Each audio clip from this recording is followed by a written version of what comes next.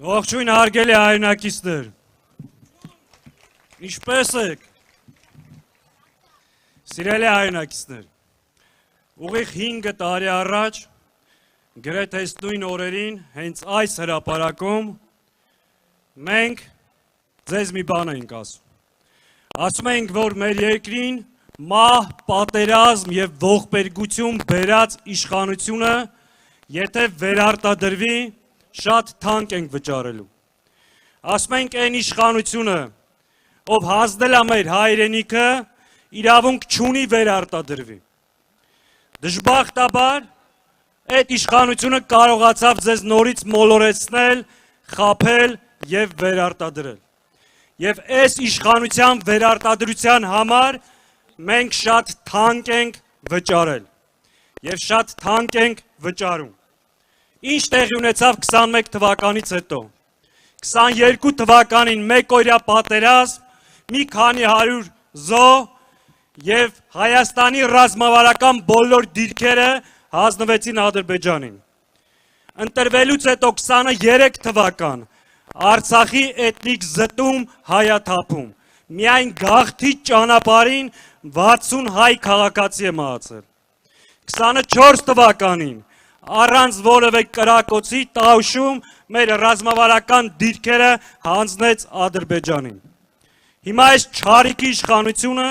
կրկին եկել և ձեզ է դիմում, ձեր քվեն է ուզում, որպեսզի վերարտադրվի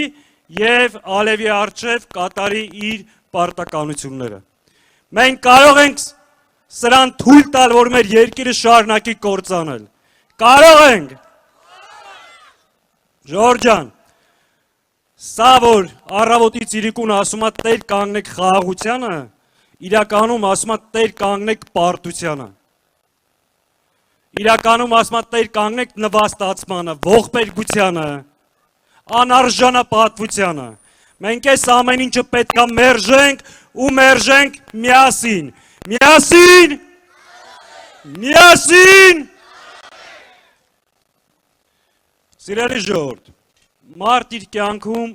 մեկ անգամ կարող է սխալվել, կամ մեկ անգամ կարող է խաբվել, այո, 18 թվականին մեր ժողովուրդը խաբվեց, քաղաքական կուսակցություններն էլ խաբվեցին, սխալվեցին, դրա համար շատ թանկ վճարեցինք, երկրորդ անգամ չպետք է խաբվեինք, դա անթույլատրելի էր, բայց կարողացավ երկրորդ անգամ էլ խաբել մեր ժողովրդին, գալ և շարունակել այն զիջումները, որ քիչ առաջ ասեցի,